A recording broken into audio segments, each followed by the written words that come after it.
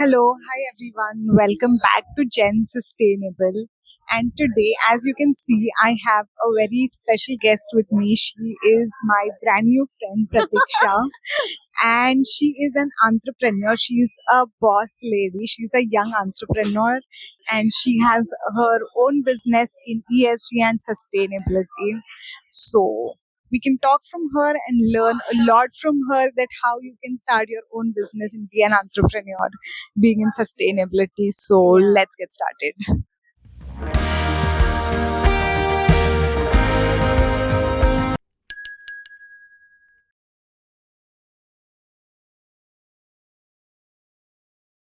Hi everyone, this is Pratiksha from Sustainability 101. I started my company long back, 5 years ago, and we have completed 5 years this year in 2025.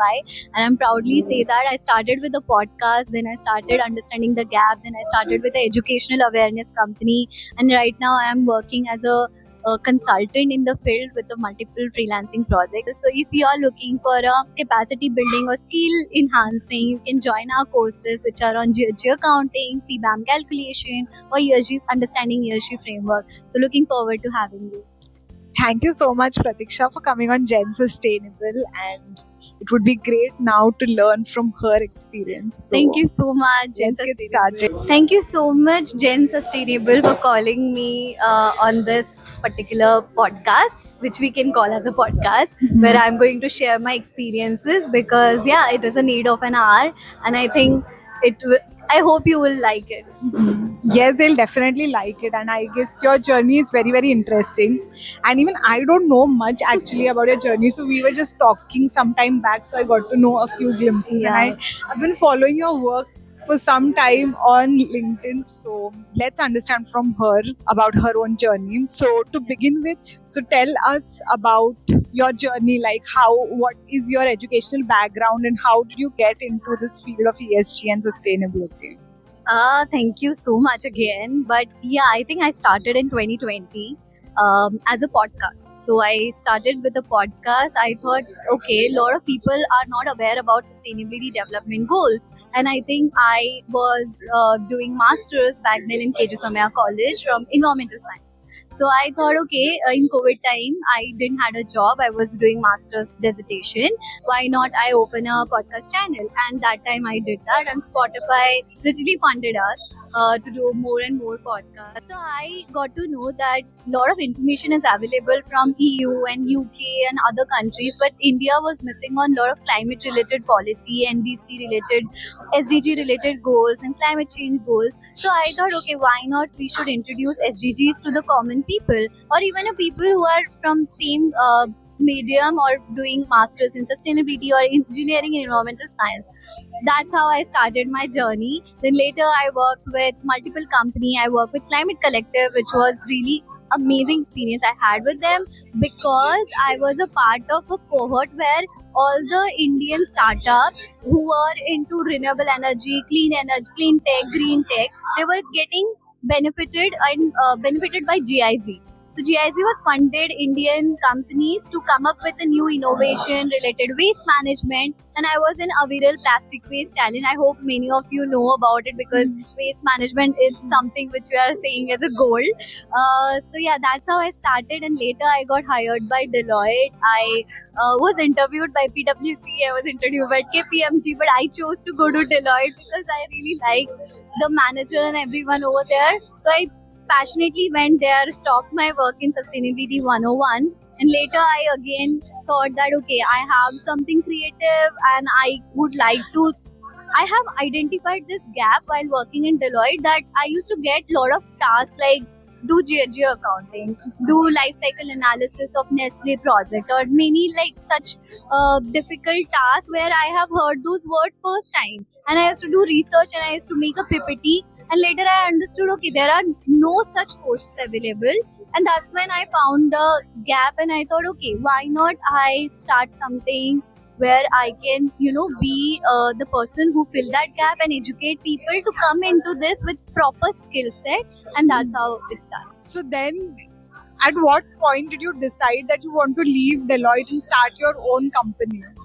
I think it was a really hard decision on me, and somewhere down the line I felt that I have a creative skills because I used to make a ppt, I used to do my own research, and I used to find out own answers to the question. Like I never used to ask someone that okay what to do about it, and that's when I thought okay I know what to do, I know where I stand right now, and I didn't had a major responsibility at home because I am born and brought up in Mumbai, and I had financially well at home, so I thought okay let me give chance to myself, and I literally convinced my mom and dad. Literally they were like sitting and like you're getting a good pay at this age and you're living your job, because after 1 year I left, like did a master's, and that time getting into Deloitte was a very major thing because from my family only one person is in a big four, so it was like everybody is like why you are living, even exactly. everyone like in the partner also from different company I know,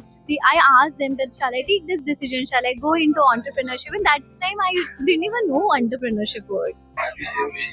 The one thing I remember when I told my parents that I want to leave Deloitte, so they were like really panicked because it was a good paying job at that time, and still I wanted to do it something for myself, and I had a brand already, so I thought it is easy move for me, so I took a break. I went to therapy as well after leaving Deloitte, honestly, because it was too much pressure on me that leaving a good job, thinking about future and starting my thing. But I promised my dad, I made them sit. I said, give me 1 year.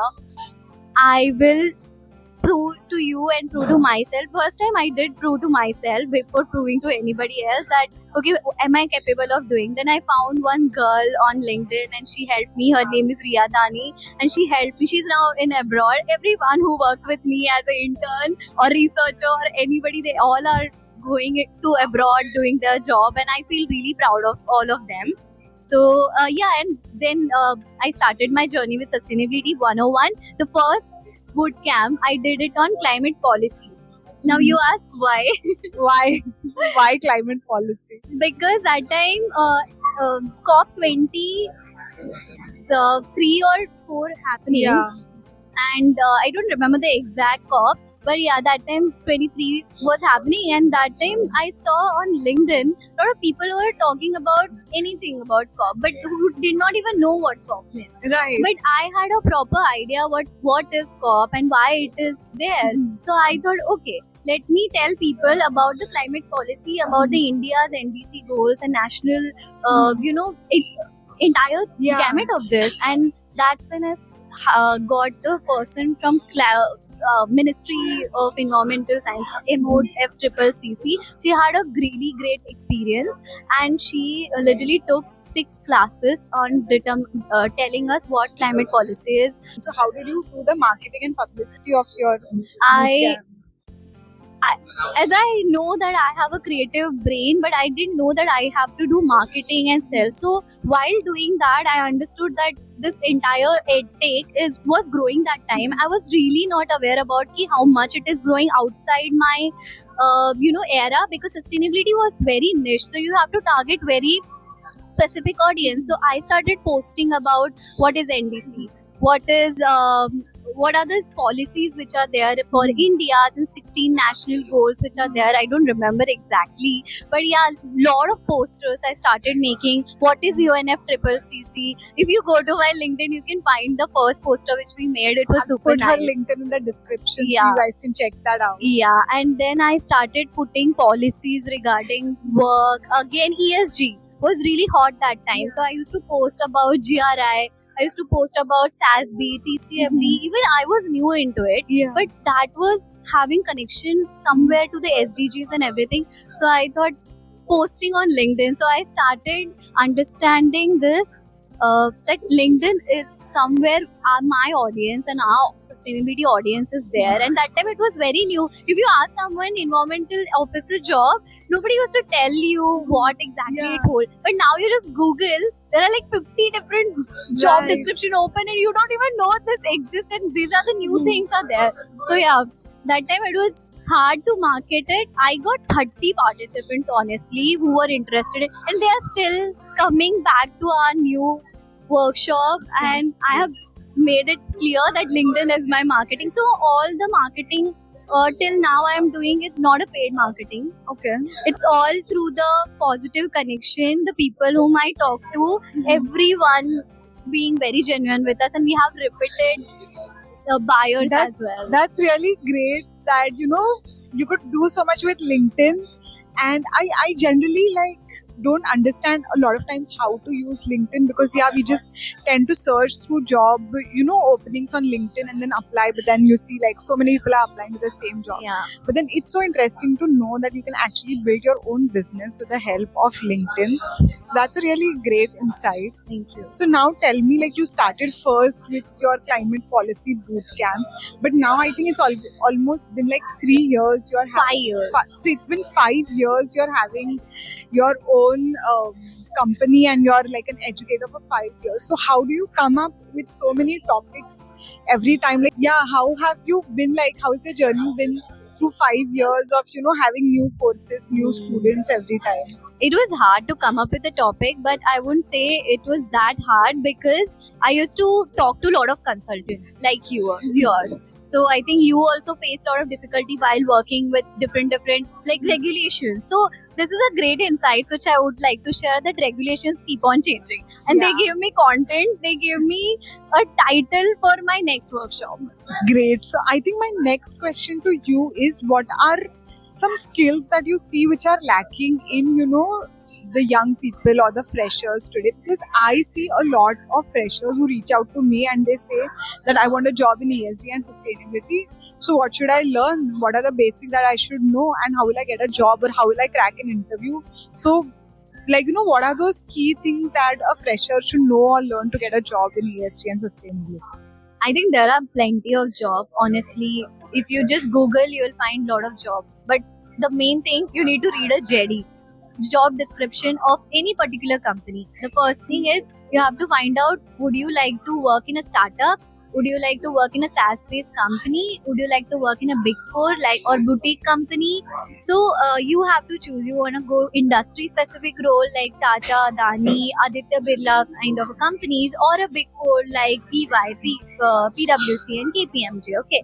Another space you can go into is CEW, CSE, and many such research-related works also provide. WRI, you can go into that as well. Now, coming to the skills.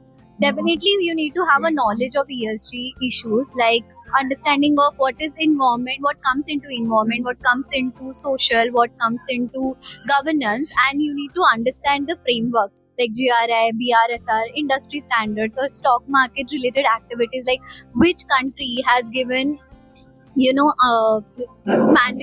a mandatory list for a companies to provide GHG or even normal sustainability report. And another thing, lot of people fail to understand what is ESG. When I ask people what is ESG, they are like, ESG, environment, social. They don't even sometimes say social, they say something else. And governance, I have heard a lot of times they say government. So I think you need to know what exactly. And a simple thing, you can just go to YouTube, find out 2-3 minutes videos, and understand what this is. The second is data analysis. I think you need to have an ability to interpret and analyze complex data, because ESG is like a non-financial disclosure. Like this is when you understand any company's report, which is a financial report. When we talk about financial report, we talk about profit and loss. So you all know, you need to know about the maths, you need to know the numbers, you need to be a CA. But in this, you do not need to be CA. You just need to have a right kind of idea about what component come into E, what component like waste management, water management, how to measure that in social, what kind of workers, male and female ratio of the workers, and what kind of salaries companies pay to them. In governance, do they have a zero tolerance policy? Do they have a POSH policy? Do they have many such policies? So you need to understand policy aspect of it. A lot of people I talk to, they do not love governance side of it, but recently I started loving governance more, because that's when you understand how board of directors role come into the place in ESG or something. Next is critical thinking, like ability to objectively evaluate information and identify ESG trends. Like recently, a lot of trends are coming. Like currently, EU CSRD. It's like gaining a lot of traction because nowadays people are like, okay, whenever news regulation comes in, they're like, hey, Pratiksha, can you make a workshop on it because we do not understand. But the regulation has not passed yet, so we need to wait and understand. But till the time, you can go to EU's website or SEBI's website or NSE's website to read about it and get understanding of what is going on recently. And there are right now a lot of ESG news channels are available, I think. And you also do a lot of activities on YouTube, so that's the thing. The last is a research skill. I think, goddamn, I have been super I have got a really great opportunity to work with the founders, especially in my starting career. So I have done a massive research, and if you're coming into the field, you have to do research. Until and unless you don't do research, you won't get the understanding and depth of it. So I think research, having primary research, secondary research, tertiary research skill, you need to understand what is there in the research, peer assessment, gap analysis, data understanding, various companies report. And I think first thing you need to do if you're coming into this field is go at any your favorite company. Just look around. If you are in Starbucks, if you are in CCD, just go at their website and start reading the sustainability report. Read until you understand what other things and regulations are in place. That's great. Attention to details. I mean, if you are coming as a consultant or analyst or manager, you need to have that attention to detail skills, because one mistake of yours can cost company $1 million or a case or greenwashing stuff. So I think you need to be very, very prepared to have a grasping power and reading 123 pages ka report, and it is valuable to have a attention to detail and keen eye on technical side of all the things which you need to learn. If you do not know anything, and still go for some courses and upgrade yourself, because that is how you are going to have the skills which is required. You won't get the skills without working.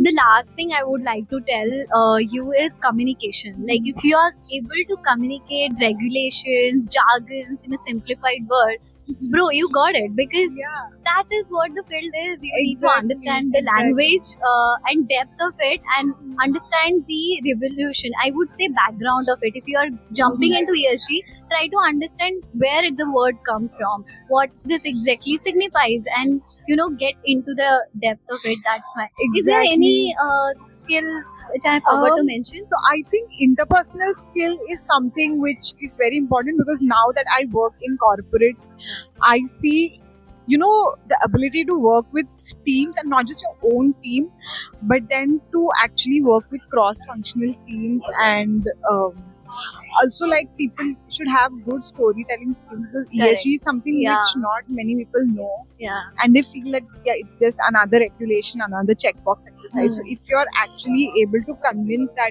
it's not another checkbox, and it is something which actually creates value for your company, for the earth, I mean, it does the dual job of creating value for the company and for the earth.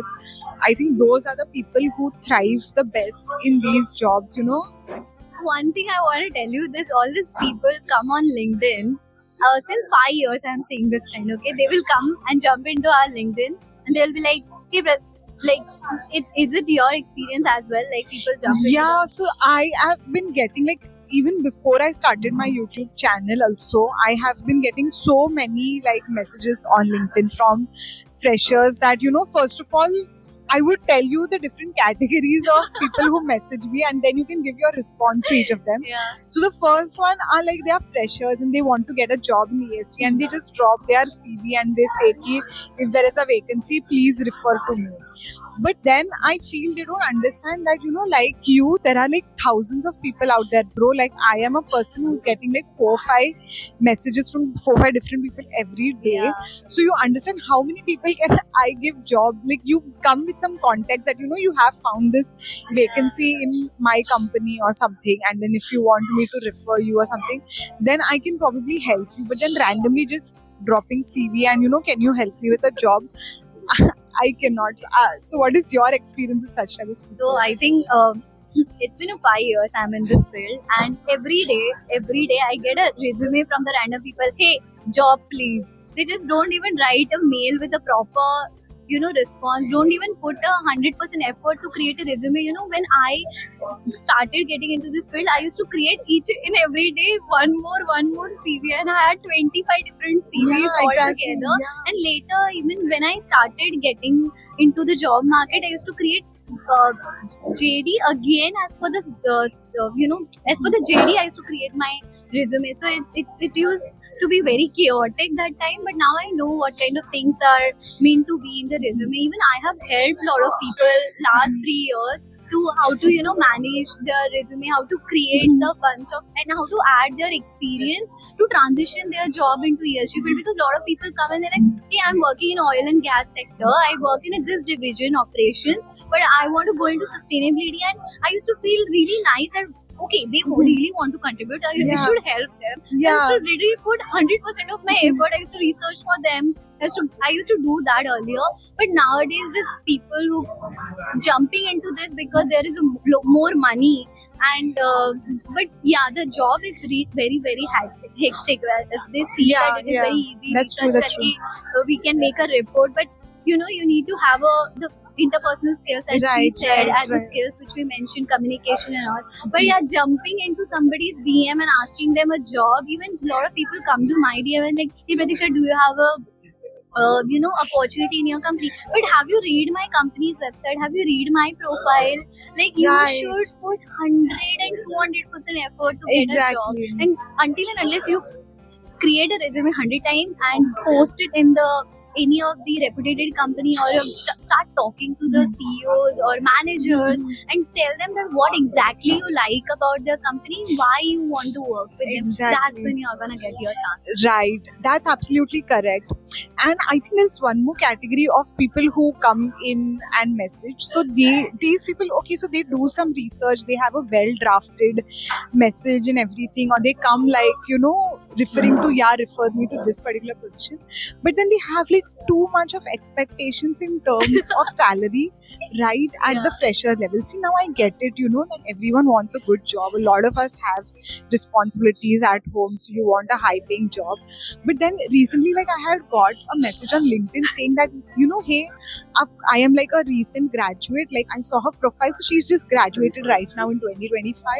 And she's like, I've got an internship, and it's a contract job for 1 year, and they are giving me like 20,000 rupees. So should I take it up or should I wait for a real job?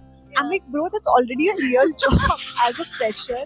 You're getting a 1 year contract job paying 20,000. It is a real job. It's a real job. Yeah, so When I got my first internship, I was unpaid for 6 months. Honestly, I didn't even ask to like pay me because I was like, I'm doing just research. So hey, let me ask you that when people talk about internship, getting into the internship in this particular area, what is your thought? So see, my thought is that, see, first of all, I'm not a big advocate of doing an unpaid internship because you're putting some effort for the company, so you should get paid. But that being said, if you're absolutely not doing anything and sitting at home, and you're already sitting at home for 6 months and not getting paid anything anyways, and you're not even getting any knowledge, so in such a case, I think there's no harm to take up an unpaid internship, because at least like you are already not getting paid anything and you are not even getting any experience. Now at least you're getting some experience. Once at least you do like an unpaid internship, say for 3 months, 4 months, you can at least sell, your resume, saying that I have some experience, I have done some knowledge, and then you can get a good job. Also, people who say, that 20,000 is too low for me, I wouldn't go. But it's no harm if it's your first job, or if previously you've done an internship, say, who's paying you 10,000, 12,000, and now you're getting an internship which is paying you 20,000. You're still progressing. Yeah. So I feel that the progress should be there. You shouldn't stagnate yourself just because some of your friend is getting a job of 1 lakh rupees. So you feel that, oh no, I cannot settle for anything below 1 lakh. I can't take the 20,000. I think everyone's journey is different. So people should take wise decisions as per their own journey, and they should focus on progress rather than stagnating. Another thing is like people are switching jobs. Like I have a really bad resume, I would say. As an entrepreneur, I have a really bad resume because I've seen this trend of all the entrepreneurs. They just do work for six months in every company. I mean, I am regretting a bit because 6 months is not a good enough time to understand any of the companies. So even if you are going for an internship, you're going for a 6 month to any company or ask for a 3 month internship, you will get a good hands-on experience. The first month is just to explore. Am I liking this? Am I suitable for this? Even if you are liking ESG field, but you once you enter into it, you might not like it. And honestly, I have few friends past then when I joined Deloitte. They joined a lot of many companies who are offering ESG role, but then they switched to something else. They didn't like this. So it's not like everybody is doing. My friend is also in ESG. I'll go to CRISIL, I'll go to S&P Global because all the people are going into ESG rating. So I think you should choose your path according to what your skills Exactly. Yeah. I think it's very important to have the passion for ESG and sustainability because it's not like another field, another glamorous field where you switch and go because everyone is going there, so go with the trend and then you'll get like really good salary. Just because someone you know is getting a good salary doesn't mean that you will get the same salary as well. It depends a lot on your experience, your skill sets, the type of value you bring to the company. So I think it's not wrong to expect a good salary, but you should know, like, are you really having those type of skills which other people who are getting paid that much, if you're having those skills. Because a lot of people who do message me on LinkedIn, they don't even know the basics of what ESG sustainability is. They want to start from scratch. They ask, what are the things that I should learn to get a job, and then plus they expect that they should get like a package of 20 lakh, 30 lakhs.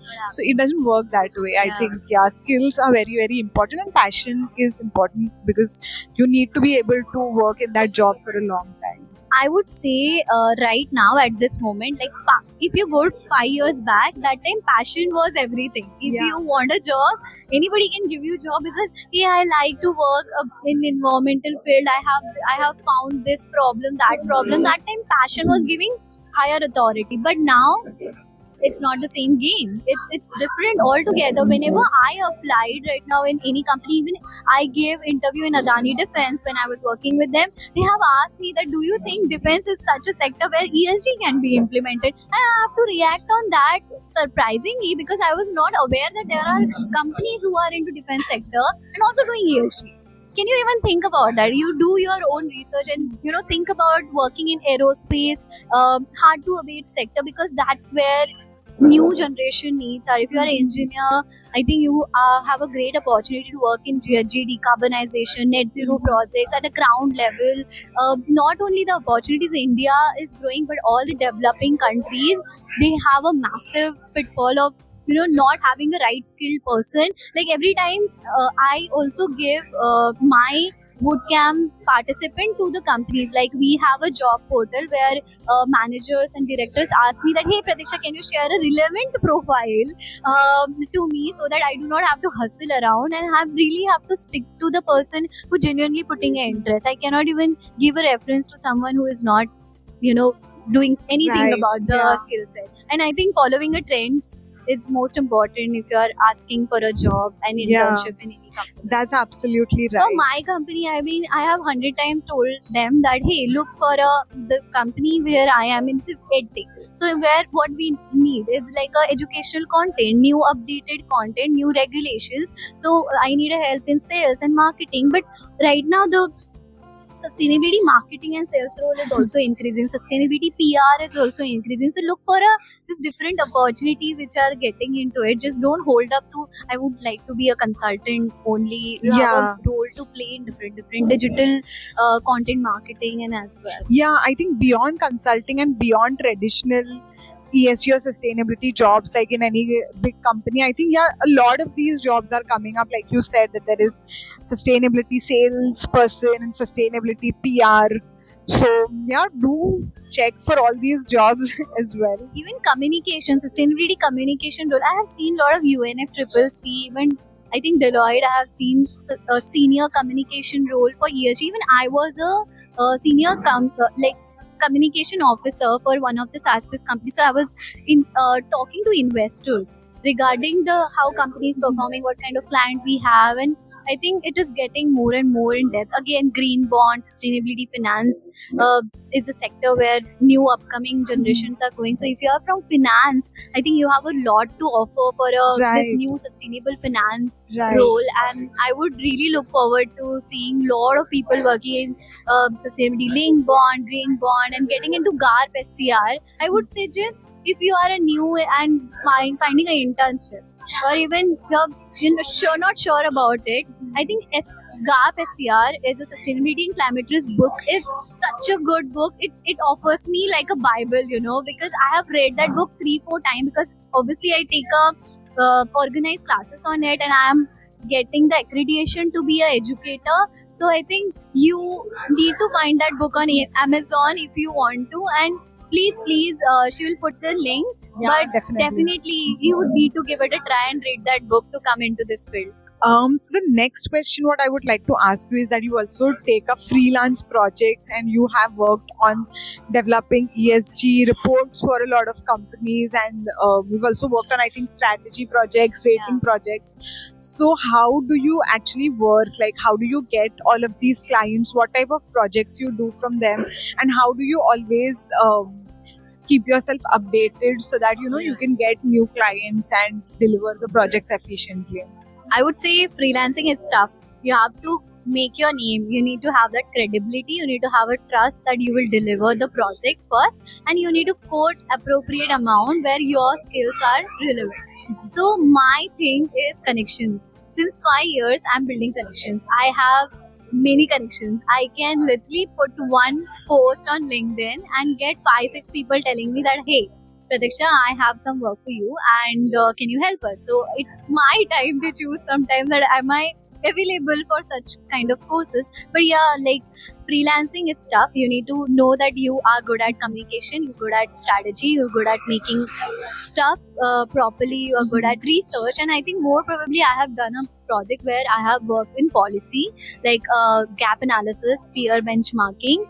I have worked on DJSI first time for a very big company, and I'm really proud of that. So how I got Adani Defense and Wilmar and many such Zen Technology, the companies which are listed, they were looking for BRSR expert that time, and someone referred to me because of my boot camp. They said, okay, you reached out to her, she's good at it, and they reached out to me. It's my time to prove them that I know this thing. Right. So right. I have to create a proposal for myself.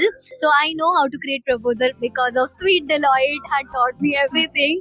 And through Deloitte experience, I think if you wanna be a freelancer, I would suggest work for a startup for a few months, for a few years, work for a big four, work for a bigger companies, Apple or Google or anything like Tata or Adani's industrial companies, and then jump into freelancing if you Okay. want to. But yeah, again, while you are into this, you have to make connections. Otherwise, how would people know? Why would Right. people trust you?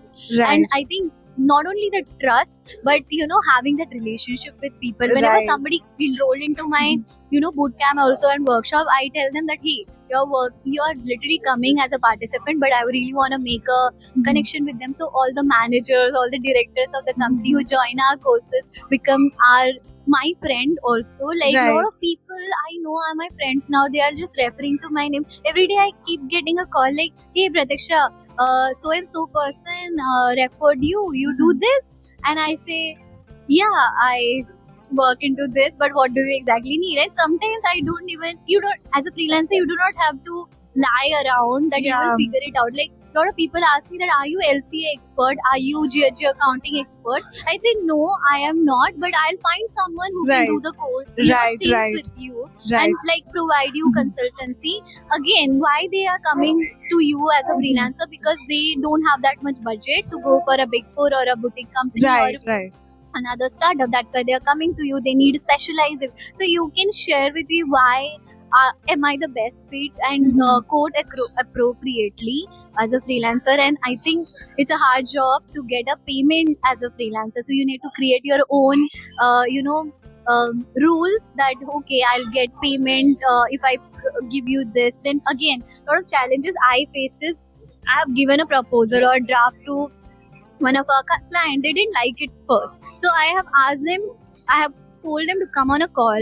I told them what this exactly means. I have trained them what ESG is to the entire, like, management people, and then I have given them a second draft so that they would understand the report, because they were comparing all the things to the other company, where the company has a lot of data. The other company had a lot of data. These guys were starting really early in the phase, and they wanted their data look like them. So I have to literally explain, and you have to become the client become child. One client I know, it's a Gujarati client. I got that from Bureau Veritas. So I was a freelancer with Bureau Veritas as well in early career. It was a fun role, and I have to tell Gujarati Hindi language I have to use to explain GHG accounting.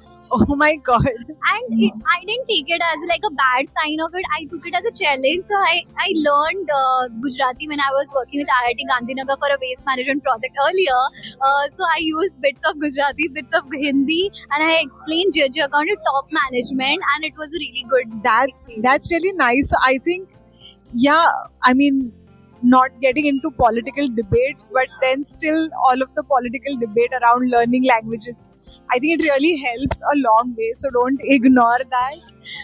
Yeah, so learn languages. And in my experience as well, whenever you go to any remote area for stakeholder consultation, like now you had the experience with the top management, but then for a lot of CSR projects, like my colleagues had been going to remote area in different states of India, and at that time I think knowing the language of that state really helped, because yeah, the normal people living in villages who are like tribals, they are not going to know Hindi, they are not going to know English. You cannot force them to learn English, which is like a foreign language, or even Hindi sometimes, because it's not their mother tongue. It's not actually our own thing. Wherever you go, it's said like in Rome, do as the Romans do. Yeah. So similarly, when you are in India, when you are in Indian states, make sure to learn the language, and it helps like a long way in a field like sustainability, where you have to interact with the grassroots level people. Correct.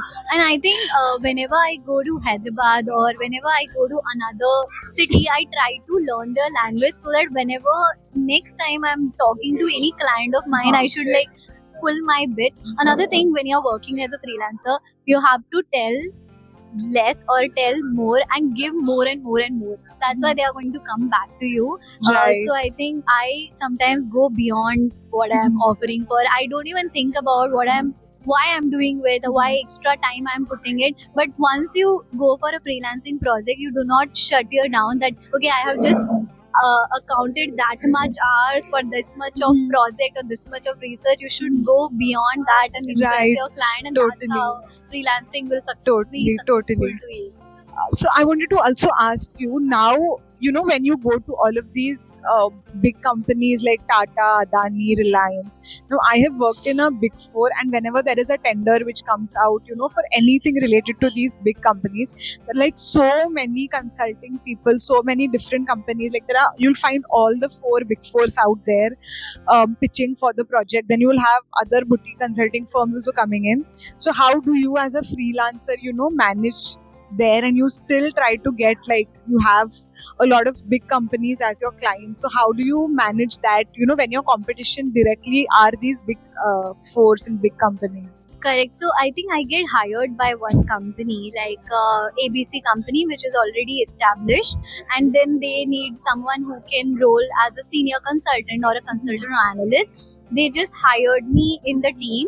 The tender is given by the other company, ABC company, and they will approach Adani or they will approach Tata that, hey, we have this mini consultant, and I will be under ABC consultant that I'll be working with them. So that's how, like, you need to get into the bigger company to get this. It is hard to get a project like that, because you as a alone.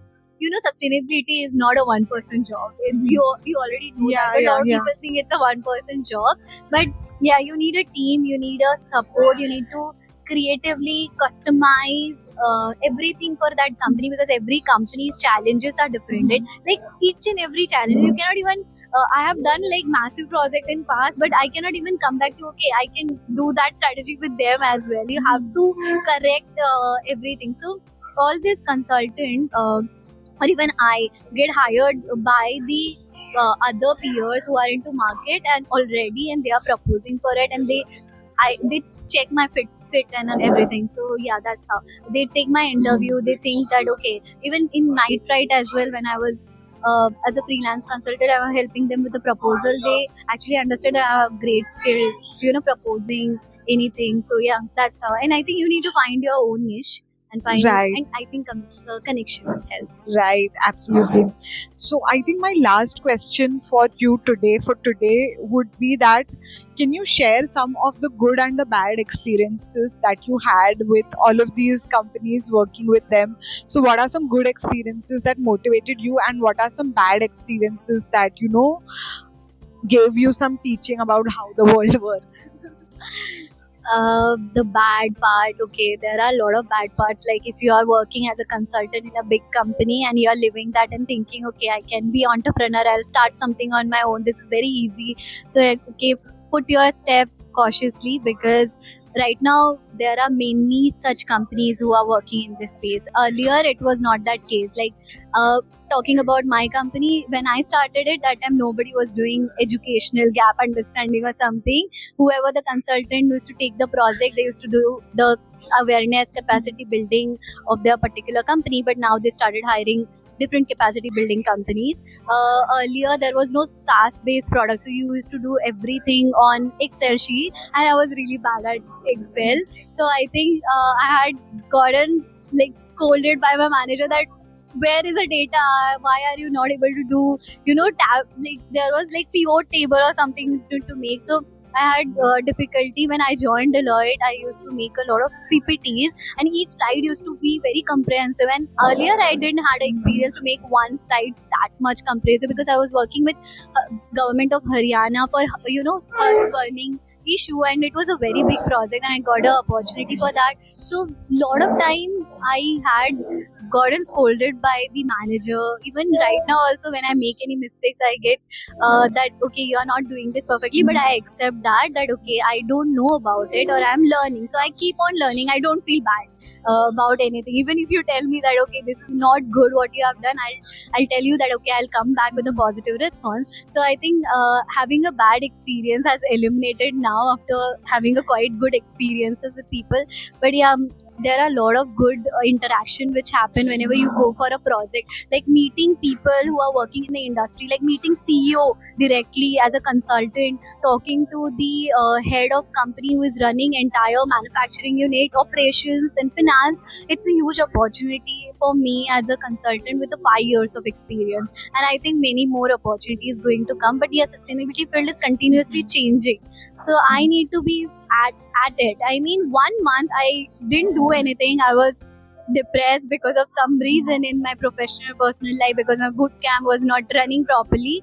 And within a 1 month, there was so many regulation came, and somebody just asked me that Pratiksha, are you coming with any workshop with this, or even do you know, can you do CBAM project about this sector? I'm like, what is CBAM?